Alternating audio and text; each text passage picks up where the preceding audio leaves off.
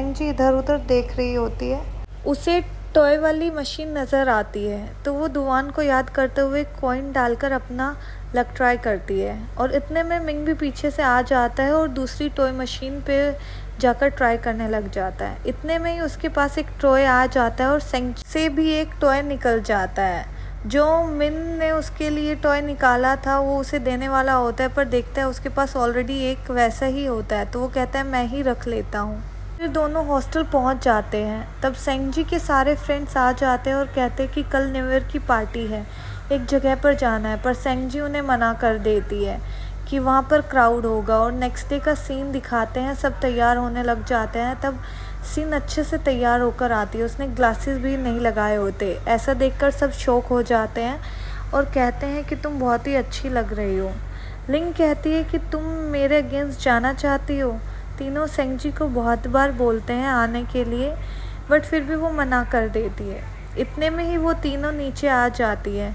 वहाँ पर रोज़ का बॉयफ्रेंड और मिंग उसका वेट कर रहे थे। तब वो सेंग जी को ना देखकर मिंग का मूड ऑफ हो जाता है। सेंग जी बाहर से अपने लिए नूडल्स ले आती है। इतने में ही दुआन उसके पास कॉल करता है और कहता है कि मेरी कंपनी वाले कल डिनर करवा रहे हैं और वो कह रहे हैं फैमिली को लाना है, क्या तुम मेरे साथ चलोगी? तब सेंग जी सोचती है कि मैं तुम्हारी फैमिली तो नहीं हूँ।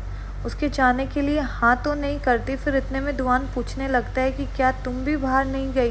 तो फिर वो कहती है नहीं, क्योंकि मुझे क्राउड पसंद नहीं है। फिर दुआन कहता है अच्छा तुम्हें क्राउड पसंद नहीं है तो हम दोनों कहीं बैठकर डिनर कर लेंगे।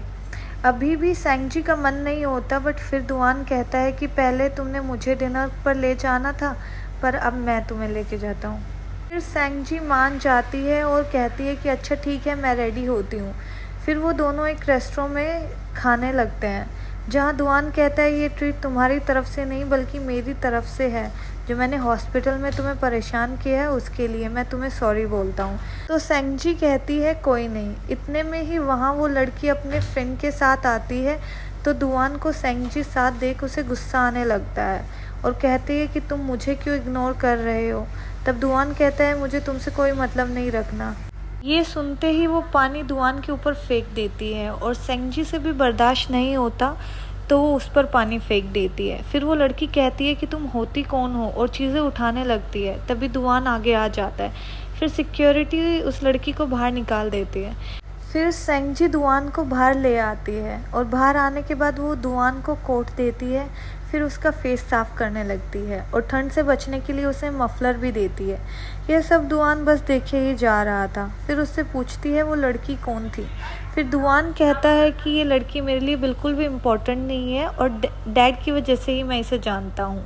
फिर सेंग जी बोलती है मैंने इससे पहले भी देखा हुआ है, तब मैं तुम्हारे घर चीज़ें लेने गई थी। फिर दुआन पूछता है कि तुमने उसे कुछ कहा तो नहीं ना। तब सेंग जी मना कर देती है और कहती है कि तुम्हें उससे डरने की ज़रूरत नहीं है। ये बात सुनकर दुआन खुश हो जाता है कि किसी को तो मेरी केयर है। फिर सेंग जी नोटिस करती है कि उसके फेस पर चोट आई हुई है। ये देखते ही वो जल्दी से उसे मेडिसिन लगाने लगती है। दुआन बस उसे देखता ही रहता है कि इसे मेरी इतनी फ़िक्र है। फिर इतने में स्नो स्टार्ट हो जाती है। यह देखकर सेंग जी खुश हो जाती है, एंजॉय करने लगती है और विश भी दुआन के बारे में करती है कि दुआन हमेशा खुश रहे। और जब दुआन को भी बोलती है कि क्या तुम विश नहीं मांगोगे, क्योंकि जब सीज़न की पहली स्नो होती है तब विश करनी चाहिए। तब दुआन बोलता है कि ये सिटी में बहुत कम स्नो होती है, पहले जब हुई थी तब मैं फर्स्ट ईयर में था और उसके बाद आज ही हुई है। सेंग जी कहती है मतलब फिर तो मैं लकी हूँ। फिर दुआन कहता है कि मैं भी लकी हूँ जो मैं ये स्नो तुम्हारे साथ देख पाया हूँ। ये बात सुनकर सेंग जी देखने लगती है और दुआन विश मांगने लग जाता है कि सेंग जी हमेशा इसी तरह खुश रहे। और दूसरी तरफ सेंग जी सारे फ्रेंड्स भी स्नो देखकर विश मांगने लग जाते हैं। फिर सेंग मिंग से पूछती है कि तुमने क्या विश किया। तब मिंग कहता है जिसको मैं लाइक करता हूँ उसके लिए विश की है कि और ये भी जो उसने विश ली है वो पूरी हो जाए। फिर नेक्स्ट सीन में देखते हैं दुआन अपने घर जा रहा था और वो लड़की दुआन के घर के सामने होती है और सॉरी बोलती है और कहती है अपने फ्रेंड को भी कह देना मुझे माफ़ कर दे। पता नहीं क्यों क्या हो गया था, बट दुआन उसकी बात का कोई जवाब नहीं देता और घर के अंदर जा रहा होता है। तभी वो लड़की बोलती है कि मैं प्रॉमिस कैसे तोड़ सकते हो। तब दुआन कहता है कि जितने भी मैंने पैसे लिए थे वो सारे वापस कर दिए हैं। फिर वो कहती है तुम्हारे डैड ने मेरे डैड का मर्डर किया है और क्या तुम अपनी मॉम का प्रॉमिस भूल गए हो। दुआन उसे पीछे करके डोर बंद कर देता है। फिर उसे वो फ्लैशबैक याद आता है जब दुआन और उसकी मॉम उस लड़की और उसकी मॉम को सॉरी बोल रहे होते हैं, बट वो दोनों इन्हें सुनाते ही जा रहे होते हैं। फिर दुआन की मॉम कहती है हम तुम्हारा ध्यान रखेंगे, तुम्हारे सारे पैसे वापस कर देंगे, चाहे हमें हमारा घर ही क्यों ना बेचना पड़े। और फिर दिखाया जाता है जब दुआन हाई स्कूल में होता है वो सॉरी का नोट उसकी टेबल पर रख देता है, बट वो लड़की क्लास में आकर बैठ जाती है और उसका नोट नहीं पढ़ती और उठकर चली जाती है। क्लास के कुछ बच्चे आपस में बात कर रहे थे दुआन के डैड ने ही इस लड़की के डैड को मारा है। ये बात दुआन भी सुन रहा होता है। फिर प्रेजेंट सीन दिखाते हैं जहाँ दुआन अपनी मॉम से सॉरी बोल रहा होता है कि मैं आपके प्रॉमिस को पूरा नहीं कर पाया, और सेंगजी की फ़ोटो देखता है और इतने में ही फायरवर्क को देखने चला जाता है। और फिर सेंगजी दुआन के पास मैसेज करती है और बताती है वो फायरवर्क देख रही है। दुआन भी फायरवर्क की फ़ोटो भेजता है, उसे बताता है कि वो भी यही देख रहा है। दुआन सेंगजी का नाम चेंज करने ही वाला था, फिर पता नहीं क्या सोचकर वो नहीं करता। फिर नेक्स्ट सीन में दुआन के पास उसके फ्रेंड का कॉल आता है और वो बताता है कि वो शादी करने वाला है। दुआन कहता है तुमने कहा था कि हम दोनों सिंगल ही रहेंगे।